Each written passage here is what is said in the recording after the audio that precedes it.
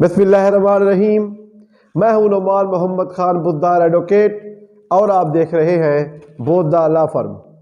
अगर आपने अभी तक मेरा चैनल बोद्दा लॉ फर्म सब्सक्राइब नहीं किया तो नीचे लाल कलर में सब्सक्राइब लिखा हुआ है, उसको क्लिक करके सब्सक्राइब कर दें ताकि मेरी आने वाली हर वीडियो आपको मिल सके।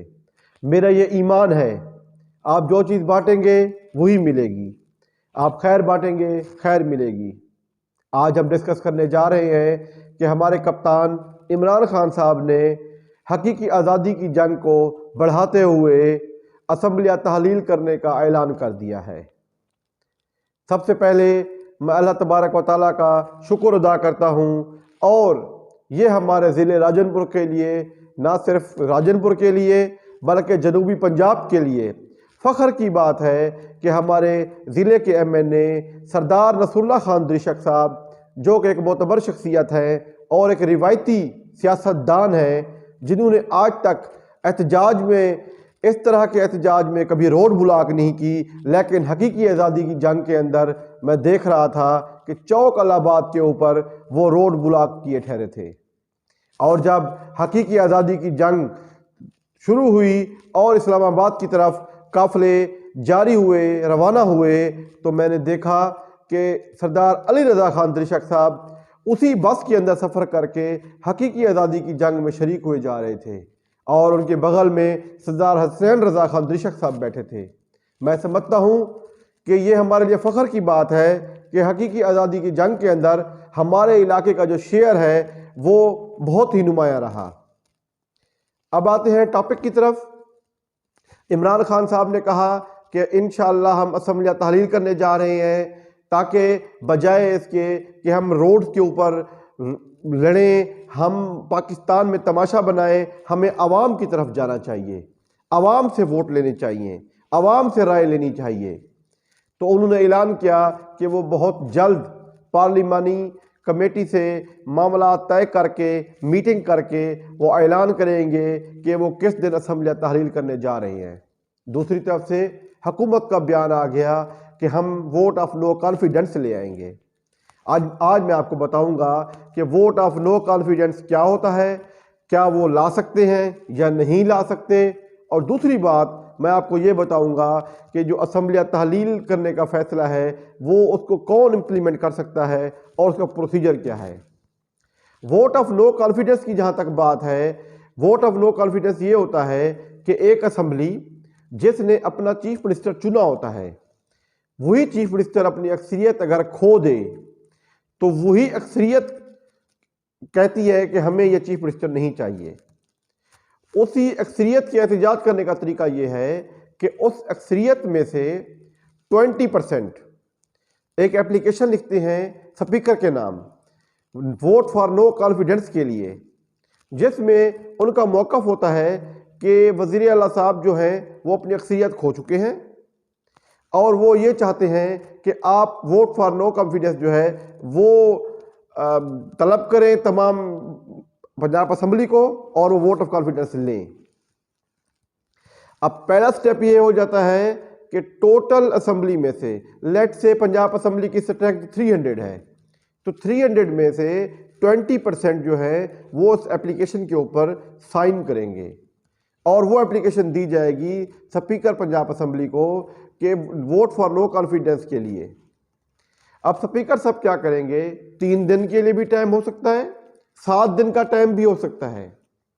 3 से 7 दिन के अंदर वोट फॉर नो कॉन्फिडेंस के लिए तमाम अराकीन असम्बली को नोटिस जारी करेंगे।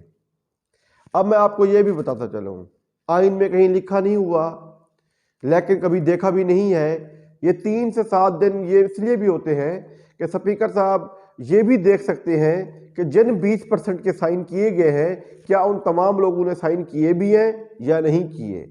ये उनकी सवाबदीद है, वो इंक्वायरी भी कर सकते हैं, वो इंक्वायरी भी कर सकते हैं कि आया कि ये 20% एग्री भी है या नहीं, या फर्जी साइन किए गए हैं। जब जो ही 3 या 7 दिन के नोटिस के बाद दोबारा असम्बली का सेशन होता है तो स्पीकर साहब 5 मिनट के लिए बेल बजाते हैं। उस बेल के अंदर वो तमाम लोग जिन लोगों ने अंदर आना होता है हाल के अंदर वो आ जाते हैं, जो बाहर रहना होते हैं वो बाहर रह जाते हैं। फिर असेंबली के जो डोर्स हैं वो क्लोज कर दिए जाते हैं। फिर जिन्होंने फेवर में वोट देना होता है वो एक दरवाजे से बाहर जाते हैं, जिन्होंने फेवर में वोट नहीं देना होता वो दूसरे दरवाजे से बाहर जाते हैं।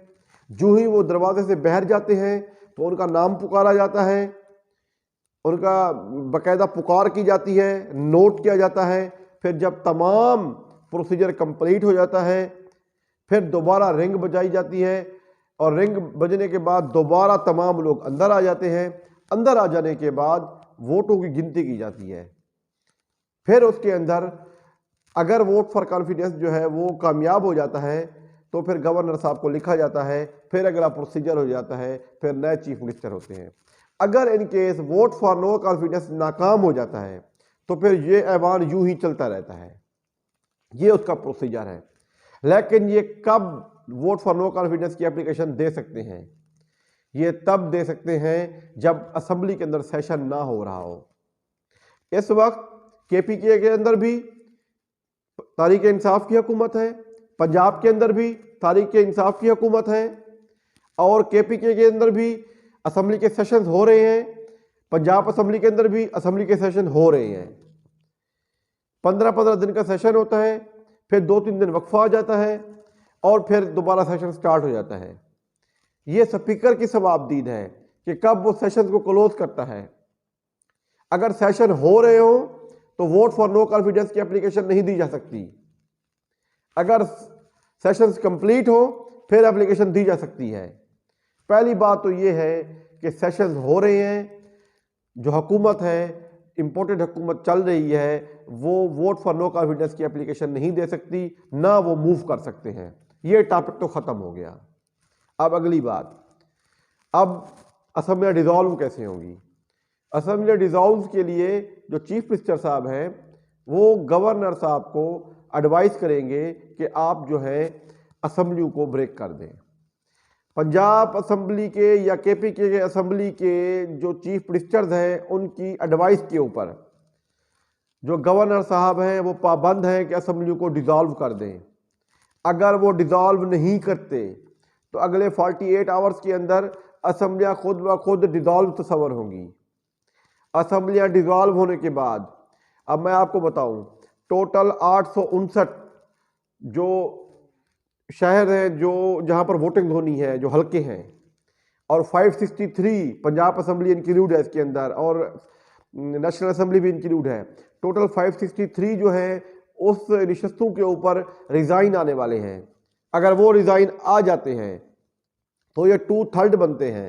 जब 2/3 रिज़ाइन आ जाता है, असेंबलियाँ तहलील हो जाती हैं, फिर सिवाय नए इलेक्शन के कोई हल नहीं है।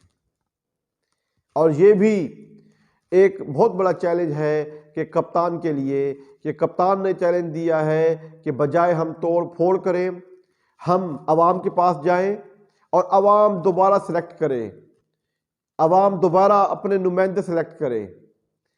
अब जहां तक बात है कप्तान के चैलेंज की, अगर कप्तान असेंबलियाँ तोड़ देता है तो फिर मुल्क नए इलेक्शन की तरफ चल पड़ता है, फिर नया इलेक्शन कंपलसरी हो जाएगा।